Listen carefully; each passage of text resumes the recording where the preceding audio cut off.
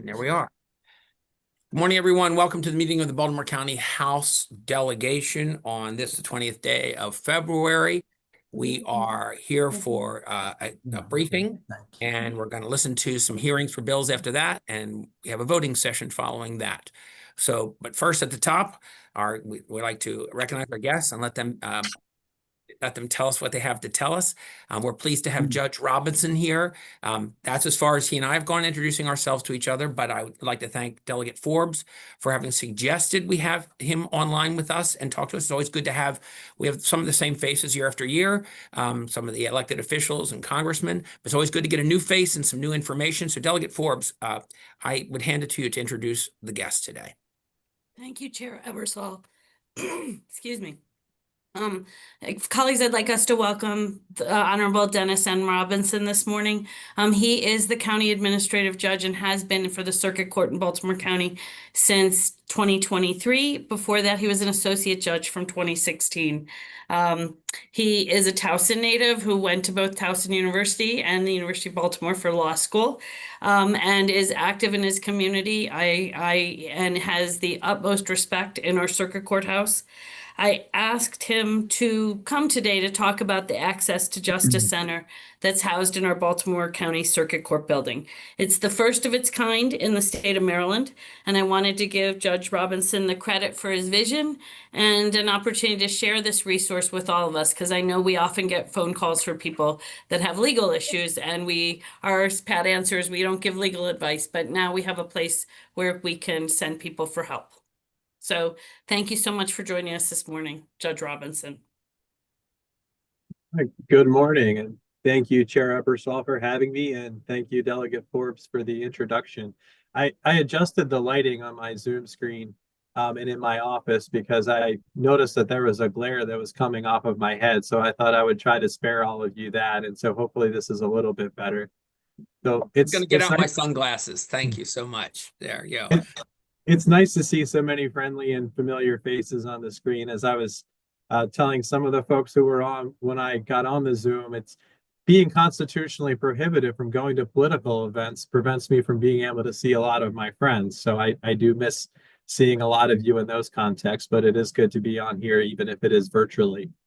So as Delegate Forbes said, I am the County Administrative Judge here in Baltimore County. I've been in that position since July of 2023. So as we're going along, if you have any questions, you can feel free to raise your hand, interrupt me. I'm used to that because I have a 23-year-old son who doesn't listen to me and a 14-year-old daughter who just talks over me. So there's various ways to get my attention. I wanted to give you some history on the Access to Justice Resource Center. Throughout the past several years, what we've had here in terms of resources for self-represented individuals was a law library and a self-help center. They existed as two entirely different departments, and there was some issues with the law library. The main issue with the law library was it was just a collection of books and other resources that nobody would have any clue how to use them unless they went to law school. And so given that most of the people who were coming in and being self-represented looking for help were not people who graduated from law school and members of the bar, that was an issue with the law library. The resources were all there, but without knowing where to look, they weren't of much use to anybody. Now with the self-help center, I immediately recognized that there were some issues with that, and that is that the emphasis seemed to be on the self and not the help part of the center. It was mainly pointing to a form or saying, here's what you do, take this over there, and it was more of just like a sort of a triage type thing, and people weren't getting the help and support that they needed. Another department that has existed here for a few years is our Interpreter Services Department, which consists of an interpreter coordinator and 2 resident Spanish interpreters. Now, the interpreter coordinator is responsible for scheduling and organizing, having interpreters for languages other than Spanish, which there's an increasing need here at the courthouse. So we also had some space issues. We had some personality issues that prevented collaboration and cooperation between those three departments. Those issues resulted in members of the public being passed between different departments when seeking assistance with legal issues, depending upon whether or not it was a civil law issue or a family law issue or some other topic. And so when I became administrative judge in 2023, I decided that we needed to do better when it came to supporting and assisting self-represented individuals. The idea that evolved at that point was the Access to Justice Resource Center. And sometimes it's called the AJRC, even though I don't like acronyms, but I know that they're very common. So you might hear it referred to sometimes as the AJRC. And what we recognize is that access to justice encapsulates many different concepts. But overall, it's about making sure that the justice system is working for everyone, regardless of race, gender, sexual orientation, housing status, language barriers, zip code, family status, income, lack of transportation, or any of the other issues that might affect your constituents. So what we did was we combined the law library with the self-help center and interpreter services into what is essentially the umbrella of the Access to Justice Resource Center.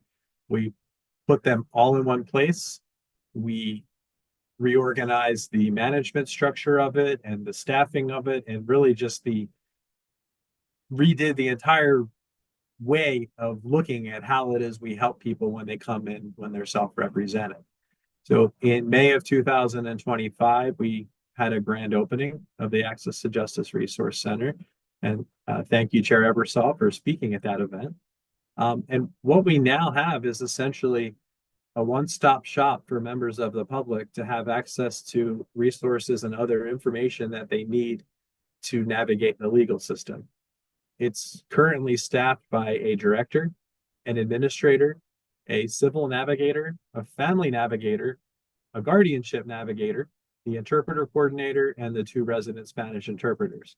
And we thought it was important from the beginning to put a sort of a whole new gloss on what we were doing. And that's why we went with the concept of a navigator, because what the folks who are coming in here are doing really is navigating the legal system. We could have given them some institutional title that might have described what they technically did.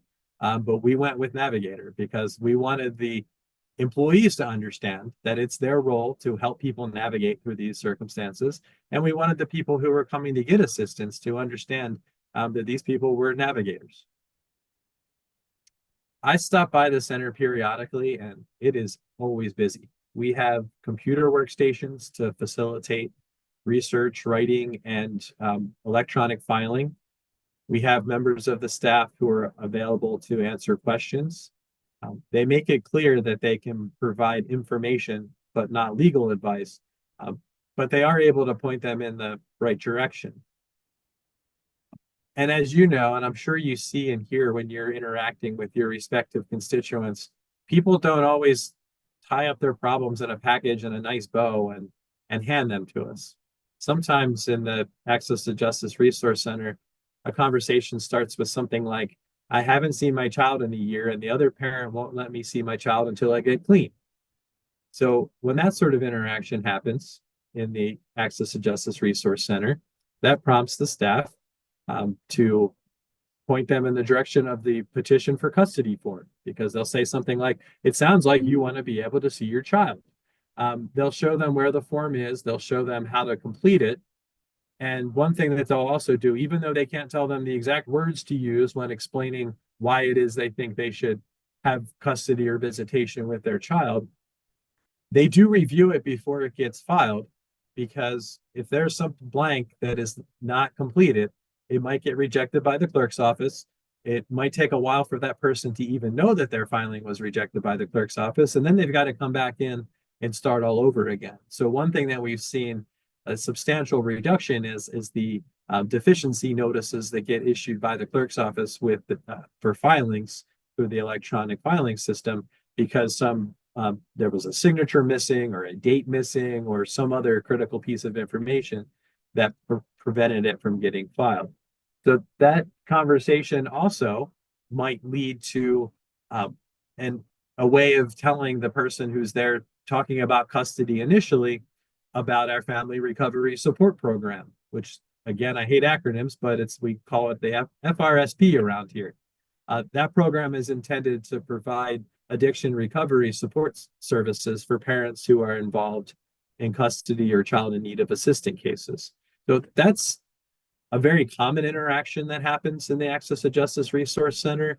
Family law issues, specifically custody, probably generate the most traffic in the center. But sometimes people are coming in and they're doing research about whether or not they can cut a tree limb that's hanging over their property, or they're dealing with some situation with their landlord, and so they're coming in and trying to figure out what legal options they have in that context. We have tables, computer workstations, copiers, printers, other office supplies. There is a play area to make it a more comfortable place for children to be while their parents are there and working on their cases. We also did get approved to have a Narcan dispenser in that center. It's a sign of the reality of the times, and we recognize that addiction issues don't get left outside the courthouse doors. And so we thought that was a likely place to have that Narcan dispenser installed when the county came to us and asked about particular space in the courthouse where it might make sense. The atmosphere when you go in there, and I encourage all of you, if you're ever in the neighborhood, to let me know if you want to visit. It's friendly, it's supportive, and as I'm sure you experience this same thing, we have frequent visitors, people who call much more often than others, people who show up almost on a daily basis, and there are people who the staff members know on a first name basis when they come in. And as much as we try to help everybody with every situation that they bring into the Access to Justice Resource Center, we also do make sure that we stay in our lane. But we know that we're not social services, we're not the housing department, we're not a recovery center, we're not the Department of Health, we're not the MVA, but the center does have established relationships with other government organizations where we do point people in the right direction. They'll give them information about what agency or organization they should contact to get the help that they need, because we try to be a one-stop shop when it comes to access to the justice system. But we recognize that people present with a lot of other issues, and so those relationships that we have with other government organizations help us to point people in the right direction.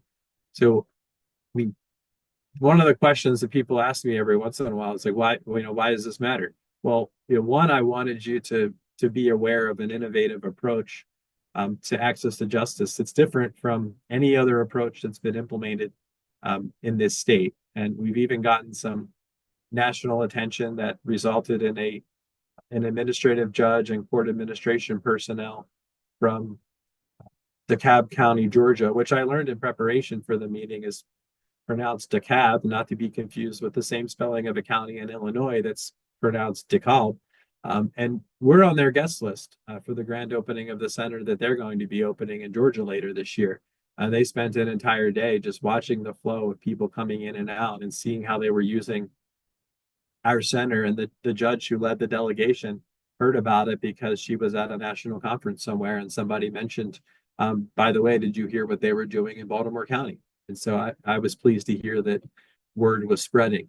I think the second reason this matters for everybody on this screen is because I know, and Delegate Forbes alluded to this earlier, that you inevitably get calls from constituents about legal issues. And that's because sometimes they don't know where else to go, but they know and their delegate, they trust their delegate, and they think you can help. And they're right. They certainly can trust you, and you certainly can help. And we certainly welcome and invite any referrals that anybody would want to make to the Access to Justice Resource Center, which is on the second floor of the county courts building. One thing I'd like to do after the meeting, and I'm happy to figure out the most efficient way to make that happen, is to send some of the electronic materials that we have so that you have the brochures and the pamphlets. And if anybody wants any of those sent to your district offices or somewhere else, I'm happy to coordinate to make that happen.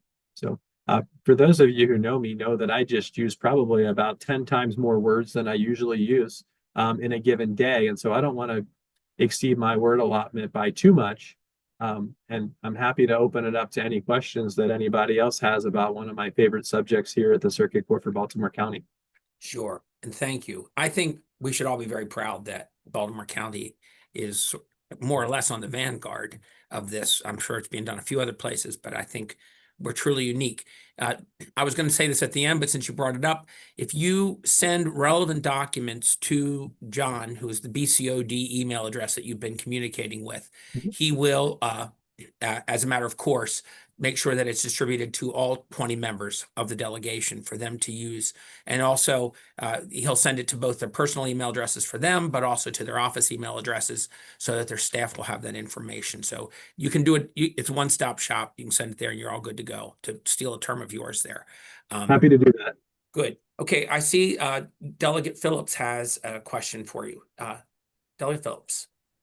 Good morning, Your Honor. And man, as an attorney who rarely comes into the courthouse outside of the 5th floor, I had no idea. I am so happy that you've done this, and I think it is clearly, I think it's a model that needs to be followed. I have a question, because I don't want my chair to get on me for not asking a question. Well, in this case, we have a guest. You can just say you love me if you want to. Well, I love this, and I will. My next visit to Towson, I'm coming to visit you. I do have a question. One group that you did not mention in terms of referrals and actual engagement was the Maryland Volunteer Legal Services. Are they involved in any way, shape, or form? I know they have offices in a number of the district courthouses, but do you engage them? We do engage with them. They don't have a presence inside the courthouse, but our director of the program engages with them, engages with Maryland Legal Services Corporation, also engages with the Law Center, with House of Ruth, and the Maryland Judiciary also has a program where you can enter in your information and what you're seeking, and that will go to various legal services organizations. And so it kind of allows for them to say, hey, we're the ones who can help. And it also prevents people from having to tell their story multiple times. So if we look for opportunities at the Access to Justice Resource Center, if somebody would benefit from free or reduced legal representation, to try to put them in touch with the right legal service organization. And in many instances, that is MVLS, and they do an amazing job, but also they're regularly in contact with Maryland Legal Services Corporation, which also has a broad range of resources that we can offer. And so that certainly is something that we try to do, but those organizations also don't always have the resources that in an ideal world they would have to be able to help everyone who comes through the door. Thank you so much, Judge. I really do. I admire this and just didn't know it was in our backyard. And so thank you, Delegate Forbes, for bringing this to our attention. No, thank you. And I look forward to welcoming you here. Thank you, Delegate Phillips. We have a lot of people. You've got everybody all nice and excited here, Judge. Delegate White-Holland, please.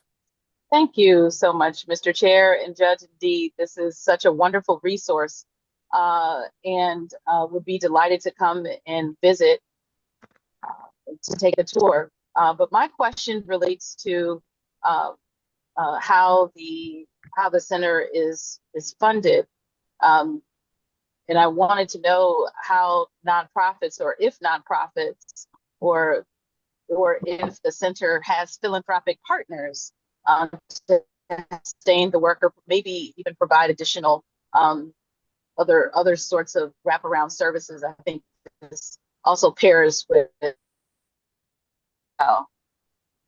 And so in terms of the funding, the director position is funded by a grant through the Administrative Office of Courts. The administrator, the civil navigator, the family navigator, and the guardianship navigator are funded through Baltimore County. Those are positions that we were able to reallocate to be used for purposes of the Access to Justice Resource Center. The interpreter coordinator is also funded by Baltimore County, and the 2 resident Spanish interpreters are funded by the Maryland judiciary. So like most departments here at the courthouse, there is sort of a mix of how the funding works here. Now, in terms of the the other organizations and the nonprofits, as I mentioned, we do have relationships with some of the more legal service oriented organizations. But I know our director is very big on community outreach and has also established relationships with a lot of different nonprofits, because we recognize that not everybody's problem that they bring to us is going to be ultimately solved by what we can do in the legal system, and that there are other issues. Sometimes it's about food, sometimes it's about housing, and as I mentioned before, we try to stay in our lane. And I know that the director, Abrahana, does work with nonprofits and provides access to those resources when we think that those are going to be beneficial. Thank you so much. Thank you. And I look forward to welcoming you if you'd like to visit. Thank you. Absolutely. Thank you, Mr. Chair. Thank you, Delegate. Delegate Bhandari, please. Thank you, Mr. Chairs, Judge Robinson, by transferring, good morning, and by transferring fragmented services into a unified access to justice resource center, as you explained, you have clearly shifted the culture of how the court serves self-represented litigants. In your view, what has been the most significant change in outcome or public trust since this center opened? And what should policymakers like us understand about supporting and expanding this model throughout the state? Yeah, I think that the most significant change that I've seen it's hard to measure, but when I go down there and I interact with the people who are coming to seek help, they really do feel, I think, a level of empowerment that they have not felt before. They feel like they're in control of their situation as much as they possibly can. And, we recognize that access to justice doesn't mean that you get what you want. Access to justice for us is to at least be able to get through the door and to have an opportunity to present their position to a court who may ultimately rule in their favor or may rule against them. I mean, I know sometimes people are down there working really hard on a complaint that they're going to file that's going to get dismissed, probably for some legal ground or because it's too late or the statute of limitations expired, whatever the case might be. But that level of empowerment is something that is really palpable when you're in the center and interacting with the people who are using it. Now, in terms of what would be helpful to know, from the legislative branch, and number one is that we're here. We want you all to refer your constituents to us who call and present legal issues to you, and obviously funding's a key issue. So there might come a time where we're going to be a victim of our own success, and we're going to be looking to expand the type of services that are offered there. We might be looking to renovate space down the road, because one thing that I would like to do is to develop relationships with MVA and other state organizations and maybe break down some of those barriers where somebody would never think that it would be helpful to have a customer service representative from the MVA sitting in a courthouse for a couple of hours a week. But when I interact with people in the center, it's abundantly clear that something like that and from a representative from other organizations would be helpful too, because people come in and they say, well, here's my deal. I'm behind in child support. I can't pay my child support because I have too many points on my license that I know I need to take a driver improvement program. And I've tried calling MVA and nobody can tell me how much I need to pay or how long it's going to take or what I need to do. And, being able to expand the space there to be able to offer an opportunity for other government organizations to come in and maybe take a non-traditional approach of, somebody who might wonder, why would I put a customer service representative from the MVA in a courthouse for 2 hours a week? Well, I mean, I think something like that would have immense benefits. Thank you. Thank you, Delegate. Delegate Metzger, I see your hand up. You have the floor.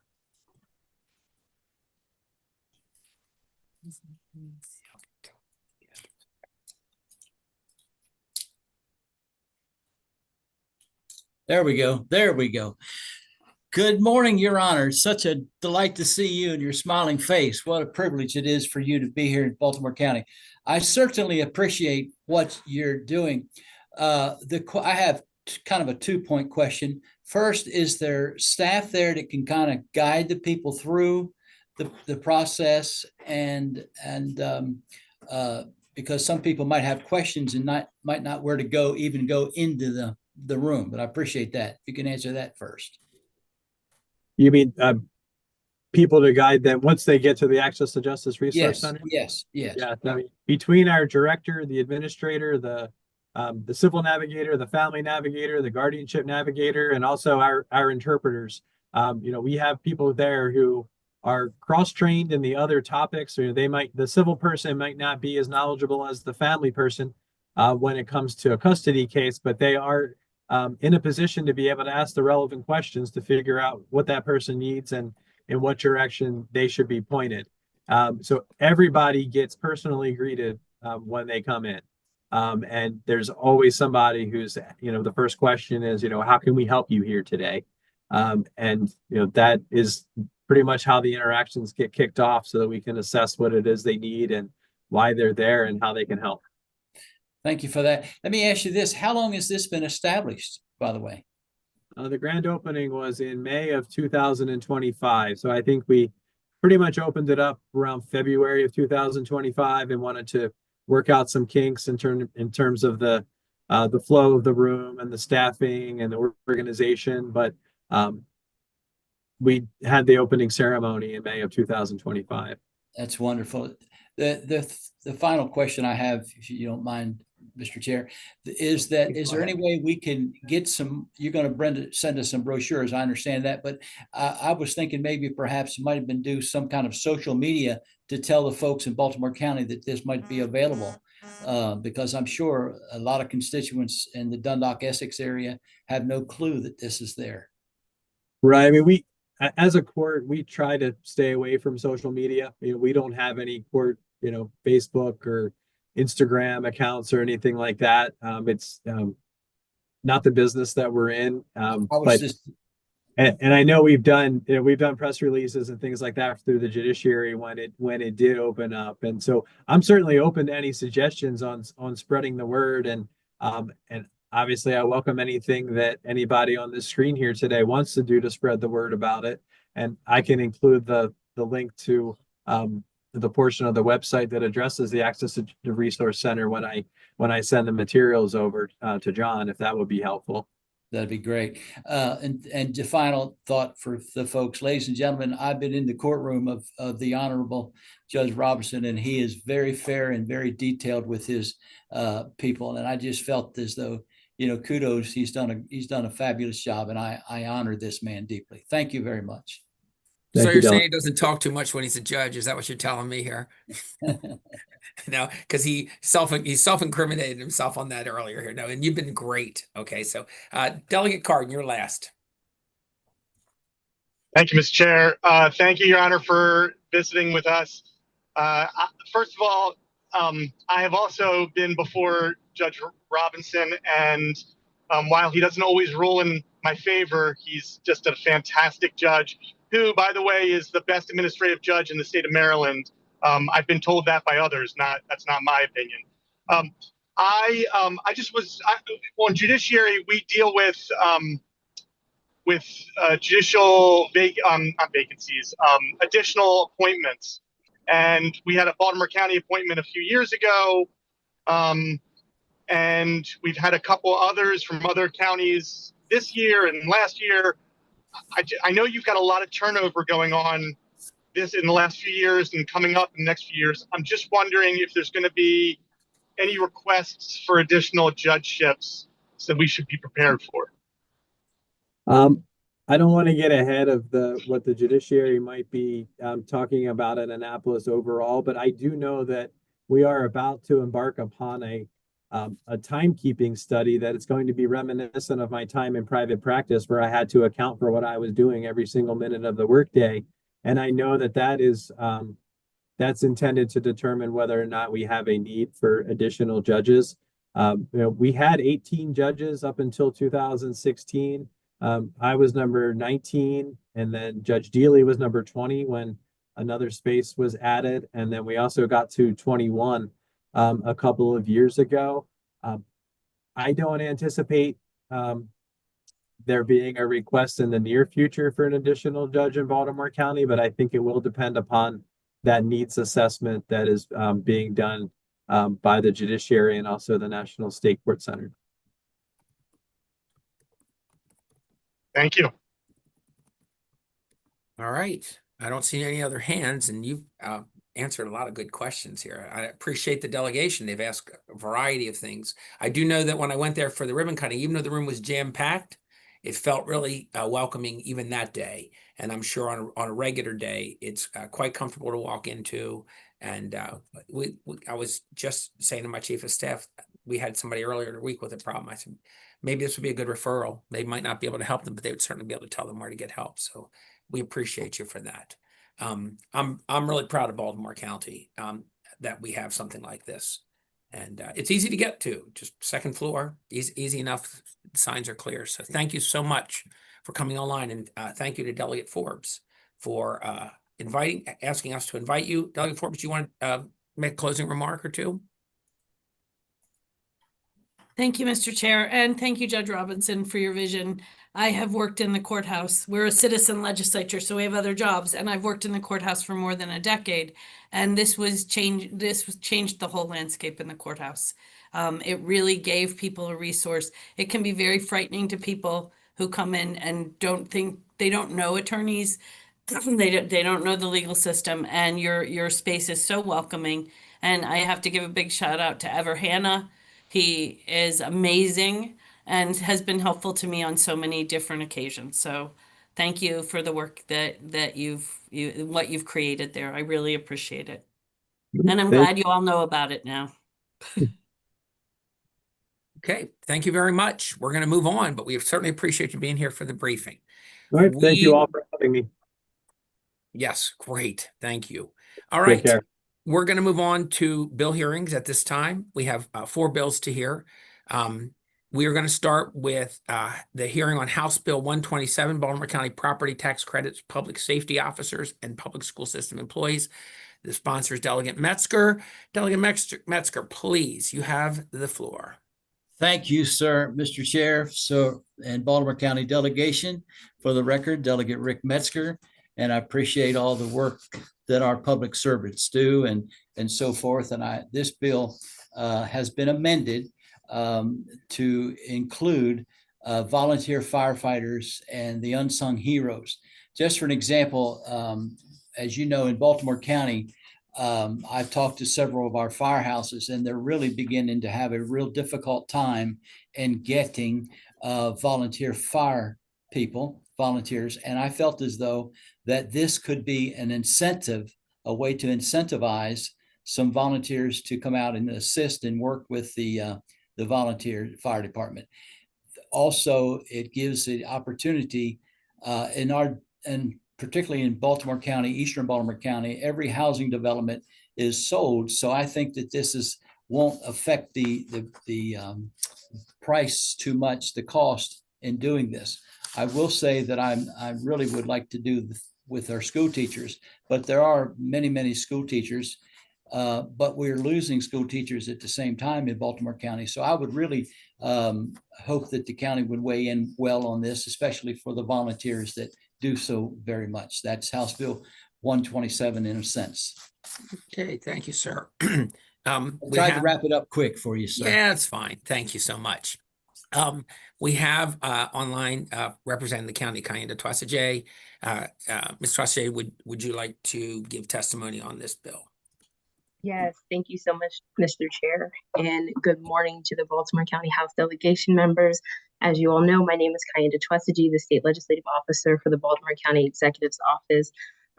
Honestly, we truly understand the intent that Delegate Metzger is bringing with HB 127, but at this time, the county is in opposition of HB 127. So as this bill will provide a state mandate for the county to provide this tax credit to our public safety officers and our Baltimore County school system employees. So this will be a significant revenue loss for the county. Our primary issue that we would like to bring to the delegation about the bill is that the language of the bill is written it's not very specific of how many public safety officers would be eligible and how many Baltimore County public employees, and now amended for volunteer firefighters, would now be eligible for this credit. The fiscal note does provide 15,584 employees in Baltimore County Public Schools, and I believe that was as of 2024. But our OBF team has identified that there are 16,556 authorized Baltimore County Public School employees on top of 4,545 authorized public safety officers in Baltimore County, in addition to our volunteer firefighters. So the amount of individuals who would be eligible is very unknown. And in the DLS fiscal note, it does say 5 million, and it could be even more. But in Baltimore County, we would estimate that it would be way over 5 million. Again, we don't know the exact number of how many people would be eligible, but it would be a very exacerbated cost in addition to our volunteer firefighters. And at this time, we would truly request that the county delegation gives an unfavorable report on HB 127.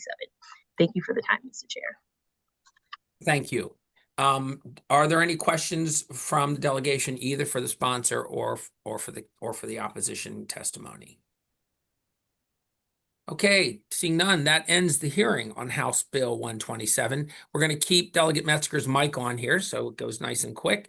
We're going to jump to House Bill 1546, Baltimore County Homestead Property Tax, individuals at least 65 years old. Delegate Metzger. Thank you again, Mr. Chair and members of Baltimore County delegation. For the record, Delegate Rick Metzger, District 6. It's the homestead property tax credit for folks that are at least 65 years of age. What this bill does, it's not the first time it's been presented. However, I will tell you that it is something that we really need to take a look at. And I know Baltimore County is trying to look at it, but I don't think they're looking at it I think they got their blinders on and see the one-sided. But I will tell you that we are losing Baltimore County residents because the property taxes are going so high. They're moving to Delaware. They're going to other places. They're going to senior states that are senior friendly. And I was shocked to learn that of all places, Mississippi and Arkansas are becoming so senior friendly because of the property taxes and so forth. I have a friend of mine that lives in Greenville in South Carolina that has a 1 acre lot, gets trash pickup twice a week and recycling 1 day a week, and his taxes are $90. And it's a little town called Fork, South Carolina. He went into the tax office and just was curiosity and said, I want to pay my tax bill, but is there any way that I can get my property taxes down? And she went to the calculator and she came back about 5 minutes later and said, can you afford $65? He said, can I pay 10 years in advance? So that gave a significant, but my main incentive is, ladies and gentlemen, is to get our seniors to stay in their tax and their home and have everybody lives off what they call the fixed income percent. You know, I live on a fixed income. Well, truly, we all live on a fixed income. However, when they become retired, they feel like they are definitely a fixed income. So my feeling is that if we could cap their tax at whatever rate it is, that it's not going to raise it or going to hurt anything at all. You're going to get the same amount, just not as much every year, because everything is going up and we need to keep our seniors in their house. And for that, I ask for a favorable response. Thank you very kindly for your time and your efforts. Thank you. I probably should have done it this way before. Are there any questions for the sponsor? Okay, seeing none, now we will move to testimony in opposition. And again, we have Kayinda Twassajee from Baltimore County government. Thank you again, Mr. Chair and members of the delegation. The county right now is in opposition to HB 1546. So again, this bill would impose a state mandate on the county and would result in significant revenue loss for us. So the number of qualified properties is unknown, but according to our 2024 census and the community survey, it estimates that our county population of seniors at 65 and up is 19.1% of our population. And this bill specifically talks about the homestead property tax credit, and 19% of our revenue from what we received in FY25 and from FY25 of our homestead property tax credit would be $8.1 million. And at this time, the county is not in a support of getting that huge revenue loss in this emergent budget times. We understand what Delegate Metzger is definitely trying to do for our community and our aging population, but at this time, this would be a significant hit to our to the county revenue, and we request the House delegation report unfavorable for HB 1546. Thank you for the time, Mr. Chair. Thank you. I see a hand up. Delegate Cardin. Thank you, Mr. Chair. Thank you for your testimony.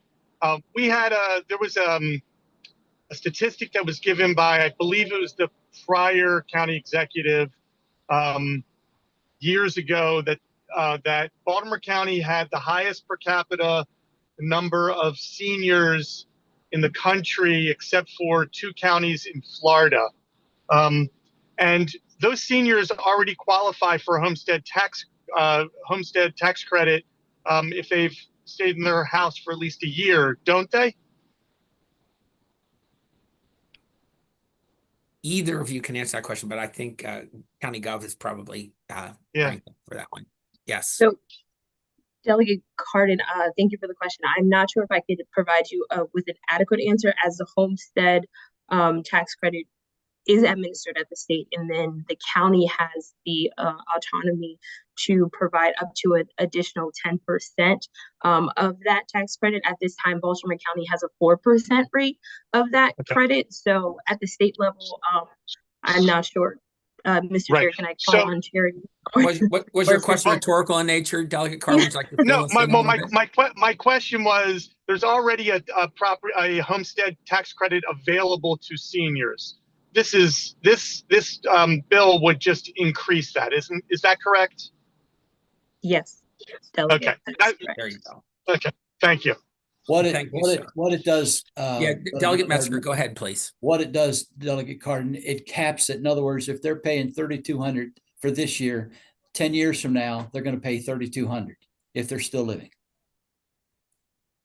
Okay. Regardless of the economics or the situation that the county faces or the individual faces in 10 years or 20 years. Yes, sir. Okay. Okay. Add some clarity. Thank you. Delegate Szeliga. Thank you, Mr. Chair. I know we've had a lot of discussion about the number of senior citizens that live in Maryland and Baltimore County, but I think we've had a lot of seniors move out of Maryland and Baltimore County. I would speculate because of taxes, just like what Delegate Metzger talked about. But it looks like we're about in the middle of the pack now. We are not one of the higher counties. We have 19% over 65. And, there are other places across the country in Maine, Florida, New Mexico that have much higher numbers of seniors. So I just thought, I would add that to the discussion. Thank you. Thank you so much for weighing in with that. I don't see any other hands. And so I'm going to say that this is the end of the testimony on House Bill 1546. We will now move on to, I'm gonna take this up. So I'm gonna ask the Vice Chair to chair House Bill 1474, if she would, please.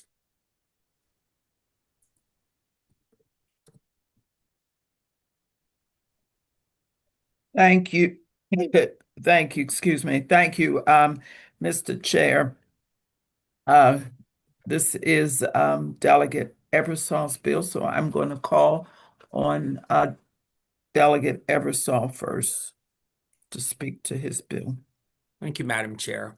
I bring before you House Bill 1474, which has actually been suggested by the Baltimore County Licensed Beverage Association and others to bring forward. This bill deals with Class B and D liquor licenses that were transferred out of oversaturated election districts to other election districts. Current law prohibits these licenses to be transferred again or converted into another class license. House Bill 1474 repeals those restrictions. The bill also repeals transfer and conversion restrictions on any new licenses that were issued and any revoked licenses that were reissued by the board. We're trying to smooth over the process a little bit here, and we have so many regulations on things being moved. The idea is to kind of make this a little better. The bill had a few problems in the way it was drafted. To make it clear, there are a handful of amendments.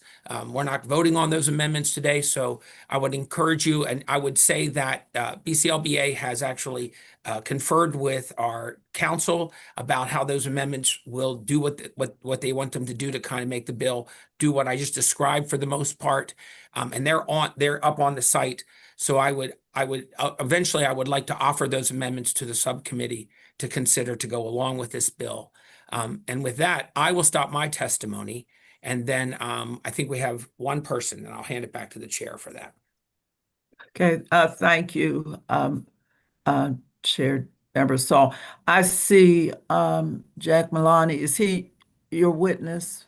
Yes, he is, ma'am. Thank you. Okay, all right. It's so good to see you. You're certainly one of my favorite people. You know that. Hugs, kisses, and a lot of love to you. So would you like to weigh in, please, Jack? Yes, thank you, Madam Vice Chair. Jack Maloney with Baltimore County Licensed Beverage Association. We have worked with the administrator of the Liquor Board and the administration on this bill. This is all the various actions since 1996 where licenses were moved legislatively. And basically, this just takes all those licenses, makes them regular B licenses where they can do anything another B. So all the food requirements, seating requirements would all be the same, and we would urge a favorable report. Thank you. Thank you. Thank you for your testimony and to the work that you do. Do we have any questions? Are there any questions from the body, from any of the delegates? Any questions? I don't know if I can see everything, so I don't see any hands up. Okay. Having no questions, I'm going to turn it back to you, Mr. Chair. Thank you, Madam Vice Chair. I appreciate you handling that for me. We concluded the House Bill 1474 hearing, and now we will move to the last bill we're going to hear, House Bill 1257, Baltimore County Board of Education Financial Reporting Requirements. And Delegate Stein is our sponsor. Delegate Stein, you're up. Thank you, Mr. Chairman, Madam Vice Chair, and fellow delegation members. House Bill 1257 deals with accessibility to the public of the school system's budget, which we all know is a large budget. The proposed fiscal year 2027 budget is $2.49 billion. And the school system online does provide a fair amount of information about its proposed budget. If you go online, you can see the superintendent's budget presentation is 258 pages plus other documents. But I do think it'd be helpful for the public to have access to additional information. So, for example, my bill would have the school system provide quarterly reports on budget to actual expenses so that the public could see how the school system is doing in implementing its budget throughout the year. And I imagine this is a type of report that the school board gets, but it'd be helpful to have it publicly posted. And the bill would also require the information on vendor contracts, vendor contract awards be posted. And, just for sort of comparison at the state level, we as legislators, and the public can get information about vendor contracts at the state awards through the Department of Budget and Management's website. It gives current year information and it goes back several years. And then there's the category of capital projects, information on the school system's many capital projects could be improved as well. The school's budget does have information on large construction or renovation projects that's in the budget, but as far as I could tell, somewhat smaller projects are presented in the budget document in the aggregate. For example, major maintenance or roof replacements and other items. But in reviewing what is online, I realized that there are a couple of things in the bill that don't belong there because the school system does provide them already. For example, the budget's appendices have FTE personnel information by program, and enrollment data by school is on page 98 of the budget. So I'm taking out that requirement because it is provided. I would suggest that with respect to FTEs, what the school system has done in its Budget 101 document is probably a more handy, easy reference to FTEs, and I'd suggest that be updated. But anyway, and also maybe there is enrollment, while there is enrollment data by school in the budget, and maybe there is this data elsewhere on the school system's website. But if not, I'd suggest making it more easily accessible to the public. So that is what the bill would do as amendments. I need to get the amendments to Charity. But overall, I feel this bill would improve public accessibility to the school system's budget and improve transparency. Thank you very much, Mr. Chair. Thank you, sir. In support, so we'll do them together. We have Kelly Olds from Teachers Association of Baltimore County. Ms. Olds, your testimony, 2 minutes, please.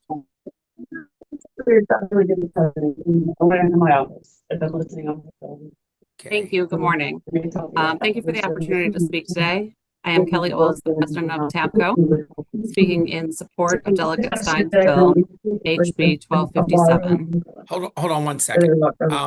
I think Delegate Guyton, you're not muted. And Sorry. all right, thank you. You can start over, please. Okay. I am Kelly Olds, the president of TABCO, speaking in support of Delegate Stein's bill, HB 1257. TABCO supports HB 1257 because, among other things, transparency is one of TABCO's core values. We as a union believe in being clear and honest about the actions we take and the reasons we take them. This is directly from our value statement. We think that this is the right approach for the school system too. The opposite of transparent is opaque. When you can't see what is going on, when things are opaque, people guess about what is happening in an organization. And when they guess, they often guess the worst, even when it isn't true. HB 1257 will help to stop that negative conjecture that is generally bad for our school system and how people view the budget process.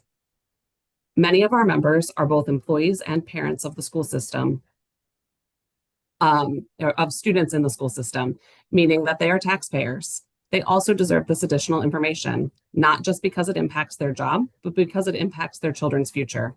We believe that good things happen when people know more about the organizations and institutions that impact their lives.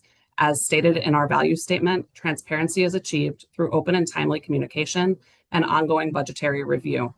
We think that this makes sense for us and also makes sense for our school system. HB 1257 aligns with our values and is the right policy for Baltimore County Public Schools, for employees and taxpayers, and for the students that we serve every day. Thank you for your consideration. And thank you. We have a question, Delegate Cardin. Thank you, Mr. Chair. I think that you mentioned this, Delegate Stein, but I just want to confirm, do you believe that all this information is already created and available, it's just not provided because they provide, for example, the quarterly reports in there to certain interested parties? Is that correct? Delegate, that's a good question.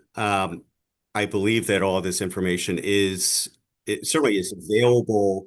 The quarterly reports, I'm just assuming, are already provided and to the school board. But I'm saying that information, as well as information about these other items, vendor awards and capital projects, should be put online so the public has easy access to it. Cardin, does that answer your question?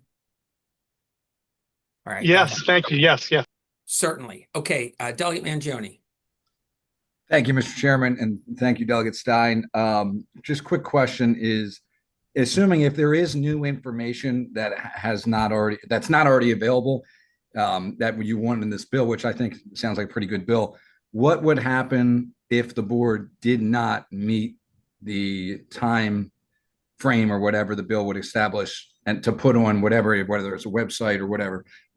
How would the board, would they be fined, punished? I don't know. What would happen if they didn't meet the requirements? Thank you. Yeah, good question. The bill doesn't provide for any consequence if this information isn't provided. I guess, if on an ongoing basis, the information, we passed a bill and the requirements weren't being met, we'd have to sort of take that up again in, say a future year as to any potential consequence. Thank you for the answer. Okay, thank you. Good question. We have lots of laws we pass where we just say, we hope they do it. Are there any other questions for the bill sponsor or for the witness in support?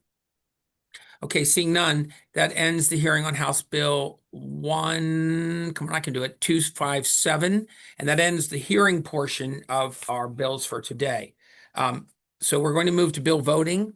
We have a bill on the agenda. I have a report from the chair on House Bill 1140, which is the Board of Education membership alterations. Chair Forbes of the Education Subcommittee.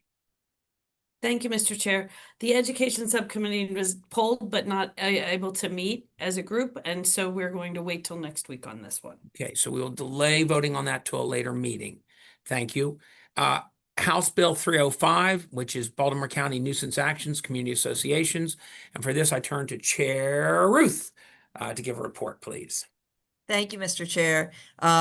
Reading from the description in our folder for House Bill 305, generally in Baltimore County, a community association may seek injunctive and other equitable relief in the Circuit Court for Baltimore County for abatement of a nuisance after 1, meeting specified notice requirements, and 2, showing that the nuisance has not been abated.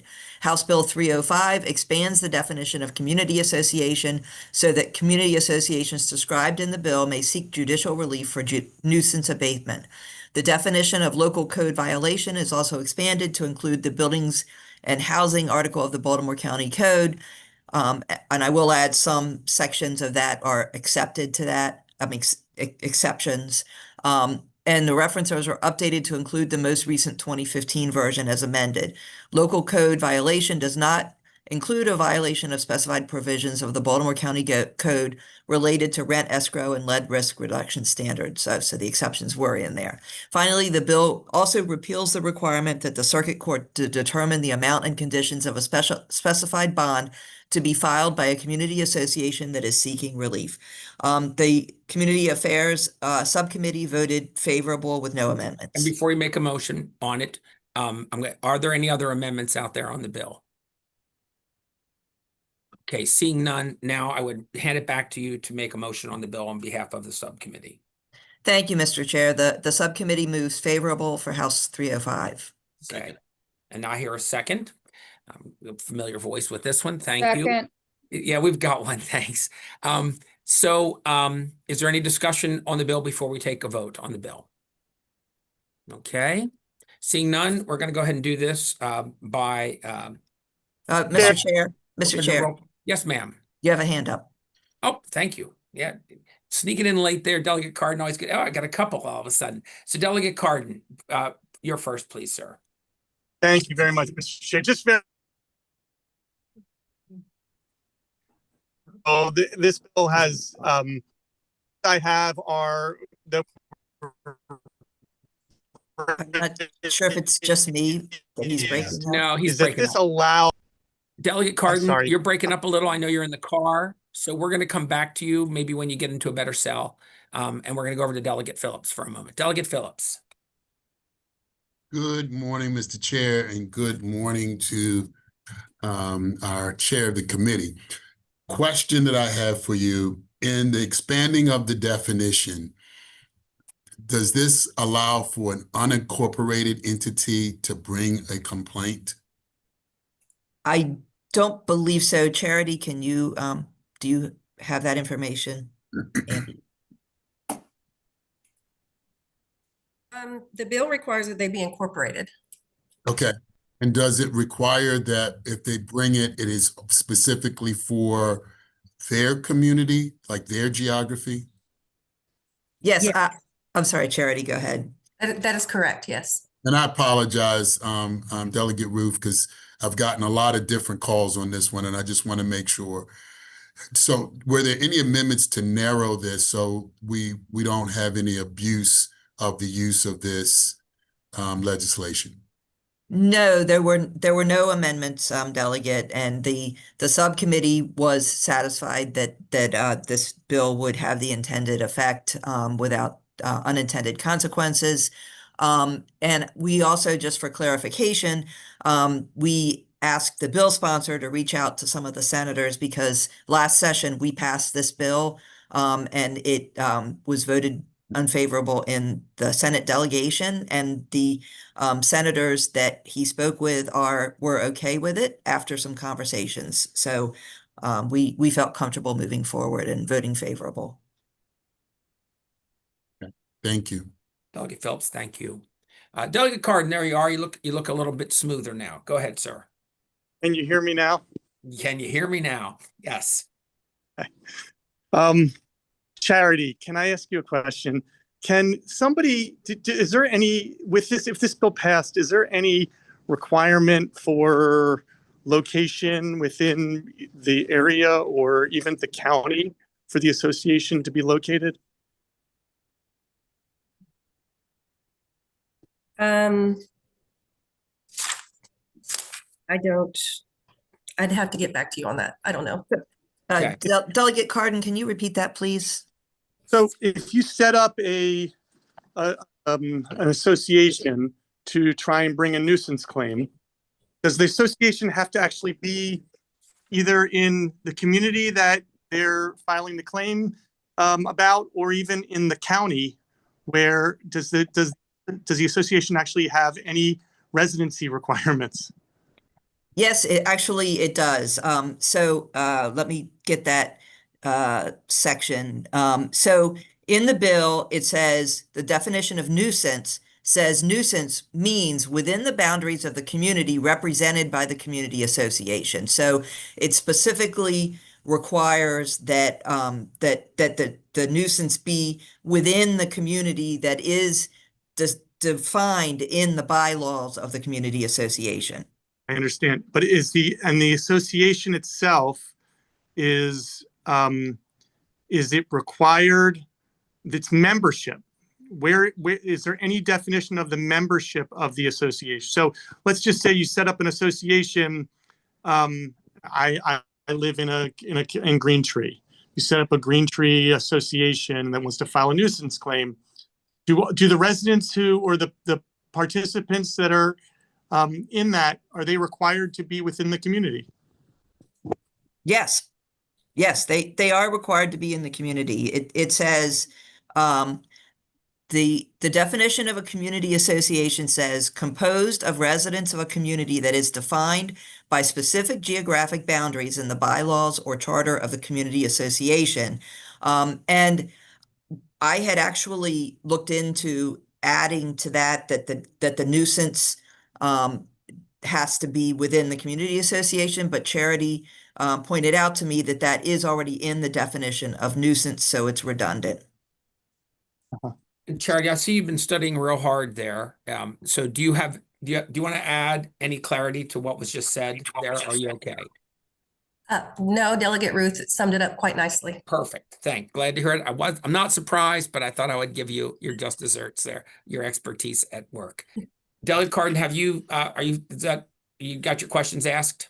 I'm not sure that maybe I'm not answering the right question, but that's fine. Thank you very much. Sorry. Delegate Stein. Thank you, Mr. Chair.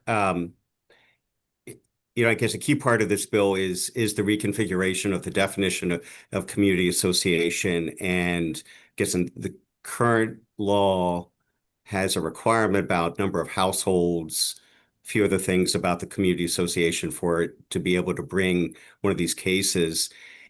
It looks like there's no minimum number of residents. It's just whatever is required to set up a corporation under Maryland law, 2 or 3 people, maybe. Is that right? That is true, Delegate Stein. There's no minimum requirement under this bill.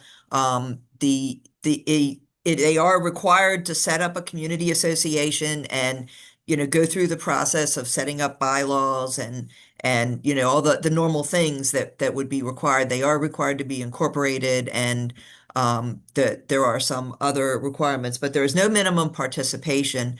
In my mind, that's to me, one of the features of the bill, the current law requires at least 20% of the total number of households to be members. And that is, to me, problematic, because in today's world, it's very hard to get people to be engaged and participate in things more than it was 15 or 20 years ago, whenever this law was passed. And so I think that is a significant barrier to communities to have 20% of the households engaged. Okay, thank you. Thank you. Delegate Bhandari. Thank you, Mr. Chair. I have a quick question on the role of government versus private enforcement. This bill, I believe, allows private community association to seek injunctive relief for code-based nuisance, right? Is that correct? That is correct. It gives community associations standing. They already have that standing. It just changes the definition of the my question in that light would be, how do we ensure this does not shift primary enforcement responsibility away from Baltimore County code enforcement and create parallel litigation that could complicate or undermine existing enforcement plans? Thank you for the question, Delegate. And there are some safeguards for that. There is on page 3, line 25, it says, if the appropriate county code enforcement agency, this is specifically to housing and community development, an action under this section may not be brought if the Baltimore County Department of Housing and Community Development provides a written response to the community association within 60 days after receiving the notice required. So as in terms of the housing actions, housing and community development has 60 days to respond before this allows that. And also, I think there was another one, right on page, on page 5, an action may not be brought against an owner of residential rental property unless, prior to the provision of notice, a notice of violation to the nuisance has first been issued by an appropriate code enforcement agency. And then, in case of a nuisance based on a housing or building code violation other than a recurrent sanitation violation, relief may not be granted under this section unless a violation notice related to the nuisance has been issued by an official of the state or Baltimore County and remains outstanding after a period of 75 days. So I believe that according to the sponsor, that those provisions were added last year when it passed the House to address concerns with this. Thank you for clarifying. With that note, I have another question, clarifying question. This bill also removed the bond requirements, correct? It does, yes. Again, that can be a barrier to a community association. Yeah, my question would be, what safeguard remain to prevent misuse of these actions, nuisance actions, particularly against small property owners or landlords who may already be working with the code enforcement? Well, again, as I read that language, code enforcement has the first bite at the apple. And so this applies if code enforcement does not take action. And look, I'll say we have a situation in our district right now where there is a developer that is, really become a nuisance in the community, including truck traffic coming through at 2 a.m. And even after the county has tried to stop that, they continue to violate that. And so While this is no disparagement on the county, they are trying, but it's not succeeding. And so, that's just the top. I'm not recommending that community association file any suit, but that's the type of situation that we want to be able to be addressed. Thank you. Thank you. I see the sponsor has his hand up, and since he's also working on the bill, I'm going to give him the floor to if he wants Yeah, to. and I can speak to that briefly. So keep in mind, these are circumstances where a code enforcement action would have had to be issued. You could not make one of these motions if there was an active code enforcement issue open.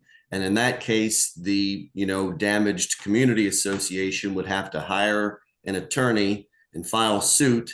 And it's likely that that potential case would have to survive a motion to dismiss. So there's quite a lot of kind of due process protections against bad actors here.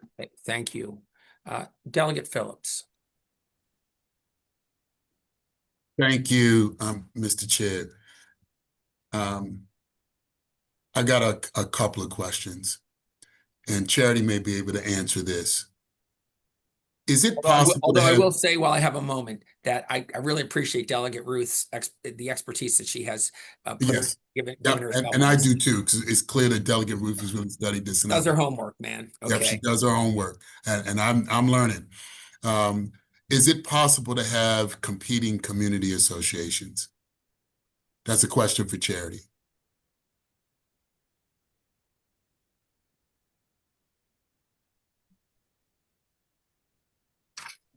Within the one community?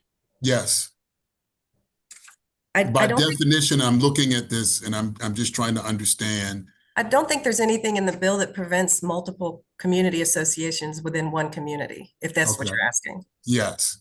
And so I could, based on this, I could have a community association which would have the same rights to do whatever.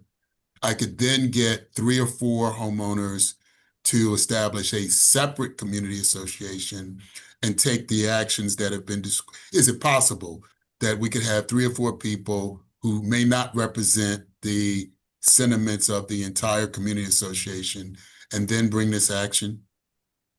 Is it possible, just based under this legislation? Charity answers carefully. She reads before she answers. That's I give her a second. I don't see that it's impossible.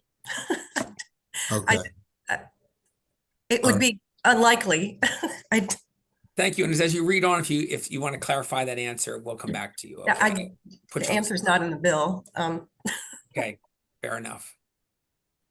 Okay. So that I want to make sure we're thinking through some things, and it concerns me that the voices of a few may override the voices of many if we don't put other protections in this legislation. So I'll stop there. Okay. Delegate Naraki, I know you're on the road somewhere, and we appreciate you. You can be here. You're doing some good family stuff. Yes, sir, Mr. Chair. Thank you. I appreciate it. I appreciate you giving me a moment to ask a question here. Thank you, sir.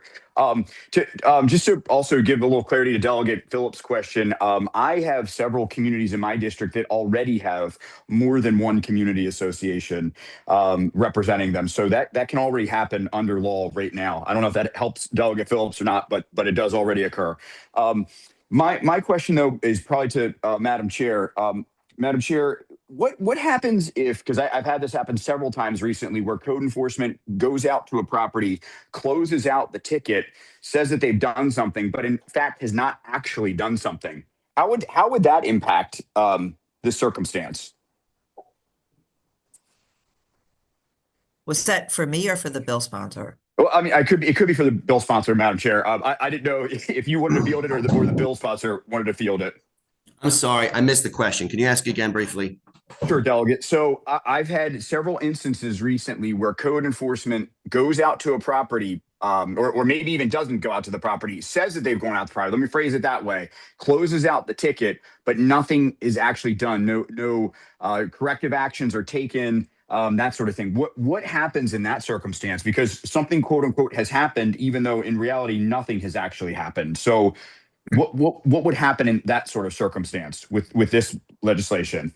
Well, I think that I will say in most cases, code enforcement does do their best to try and address an issue if they can. And Sure. that's a delicate rope to walk. But it is those kind of chronic, this is what standing is for. The type of chronic issue that Delegate Ruth mentioned that tends to be a terror for a community where the community is at its wit's end and they say, we've gone through code enforcement that has not helped with this circumstance. And the issue is so bad that as a community, we need to speak up. But so I guess, let me phrase the question better. Would code enforcement saying that they've done something, would that impact a community's ability to have standing to move forward? Because I can give a really great example. There's one house where they said they've gone out. The guy has all these cameras. No one has ever been at the property ever. And so, and they just marked it off in the system as if someone was there. What happens in that? I know that's a very specific circumstance, but what happens then?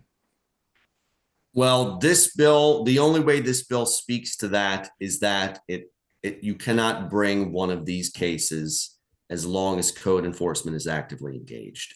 So I think there's definitely a question there. I've dealt with the issue before, but the way this bill deals with it is just saying we need to let code enforcement act first. Okay. Thank you, Delegate. Thank you. And now Delegate Cardin, please. For a second bite at the apple. Mr. Chair, thank you very much, Madam Subcommittee Chair, for all your great diligence. So I'm going to go back to what Delegate Phillips had asked about could there be competing community associations and create conflicts?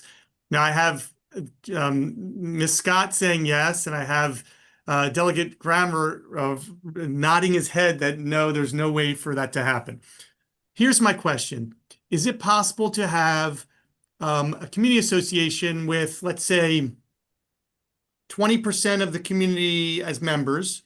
There could be, with this bill, there could be a community association that is created that might have 3 or 4 people in the community. And then there could be a community association created that could be the entire size of the entire county.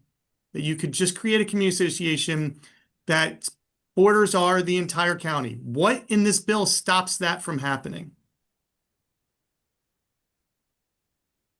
Delegate, I do not believe that this bill prevents that from being the entire county, but that seems a very extreme example because they still would have to come together, create bylaws, file with the SDAT, all the things that an association would normally have to do, in order to be able to have this standing. So it's not like. So are you suggesting that by having to file with SDAT, SDAT's going to deny them the ability to create their community association? No, I'm not suggesting that at all. I'm just suggesting that there is a process that they have to go through. So it's not just like a few households can just come together and file suit.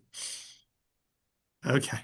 I mean, we have all seen people who are quite motivated to be able to affect change and do it through legitimate rules that we are creating. And we are creating rules for people to really subvert the system if we do this. That's my opinion. I'm just kind of putting that out there. I understand the intent. By the way, I'm not discrediting the intent of it.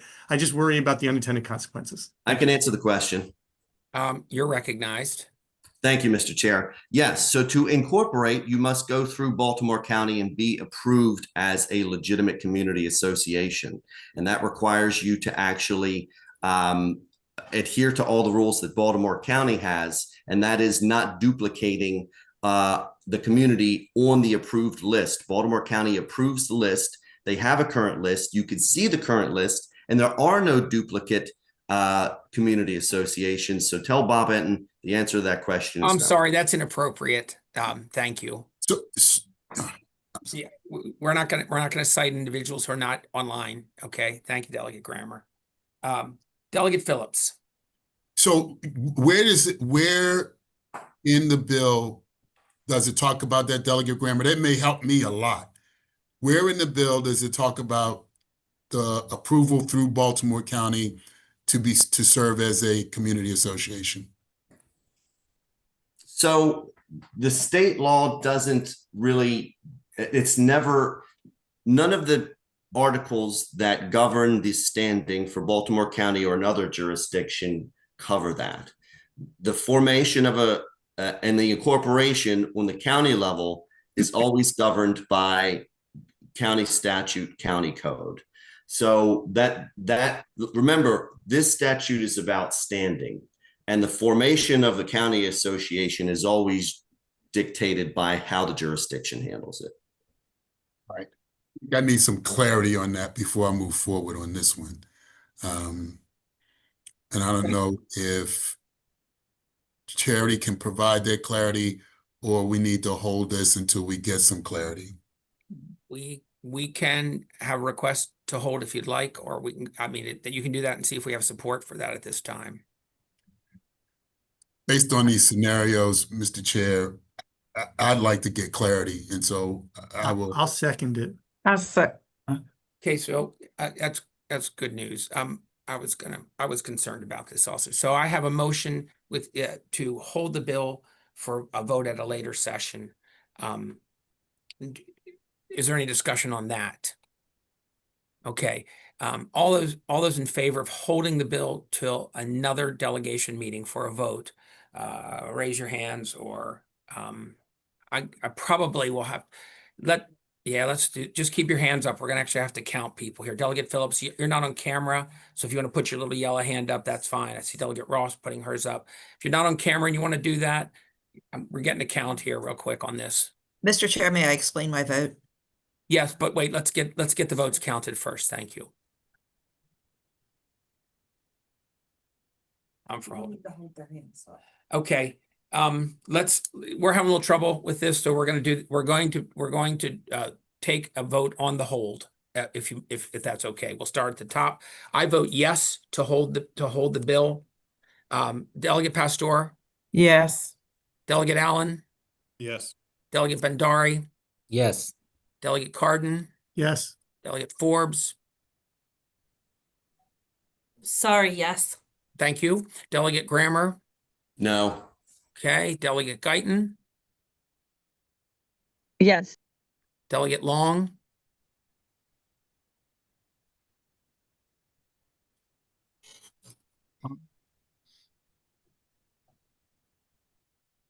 Delegate Long, are you there? Delegate Mangione? No. Delegate McCaskill? Yes. Delegate Metzger? No. Delegate Naraki? He's probably offline by now. Delegate Phillips? Yes. Delegate Ross? Yes. Delegate Mr. Ruth? Chair, I'm here. Sorry, it's Okay, Delegate Rocky. We're just No. on a motion whether we want to hold the bill, okay? No, sir. Sorry, I Okay. was trying to unmute. I apologize. I have you as a no now. Delegate Ruth? Thank you, Mr. Chair. Now may I explain my vote? Yes, as this is I a vote? good time to vote and explain your vote, please. Thank you so much. I am voting yes on the hold. Although the subcommittee was comfortable with moving this bill forward, and we did vote unanimously to move the bill forward, I also see that there are significant concerns from some of the members of the delegation, and I think it is appropriate to hold it to have a chance to address those concerns. Thank you. Thank you for telling us that and letting us know. Delegate Stein on the hold. Yes. Delegate Shalega on the hold.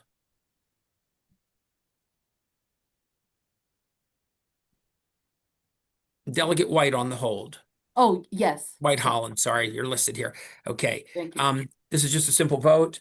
I don't have votes from Delegate Long or Delegate Shalega, but the count is 13-4. Mr. Secretary, does that sound about right to you? That's what I have, Mr. Chair.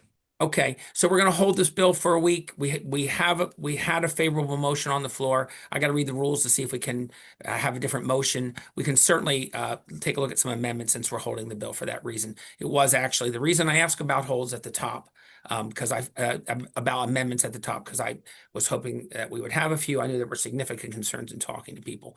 I still see Delegate Ross's and Delegate Bhandari's hand up. I assume that might have been because they were voting. But if Delegate Ross, do you need the floor to speak? No, I don't. I'm Okay. sorry. That was from That's all earlier. right. It Thank you, happens, but I Mr. want to Chair. double check. I don't want to go past somebody. Okay, Delegate Grammer, you get the final bite at the apple here, sir. Well, for clarification, what is the rule? If we have a Well- motion to move favorable, which is typically tends to be the overriding motion. We will have an answer for you that as we proceed. I don't have the answer before me right now. So we make the motion to hold before we have the answer. I'm sorry? We can make the motion to hold before we know if we can make the motion to hold. I just want to know this for future meetings. Okay, you know, I didn't expect this to happen, and so I don't have that before me, and I understand what you're saying. Well, you know, Delegate Grammer, if you want to press, we can vote on your bill here if you'd like. Listen, respectfully, you know, I think we work on these bills for a week, and we expect to know the rules. And you know, instead of having an amendment at the last minute, Delegate Grammer, do you know the rules, sir? I believe the rule is there is one motion, and that motion has precedent. Okay? Do you have that before you? That's how it is in every committee and body. So, okay, so the bill is on hold. We may be in the middle of the same motion, but we can still hold. This was an informal vote to find out if the delegation wanted to hold, okay? And so they do. And so we're going to adjourn the meeting in the middle of this motion. All right. I think that takes care of all of our business for today. So we have plenty of time to get to the floor today, and I will see you all then.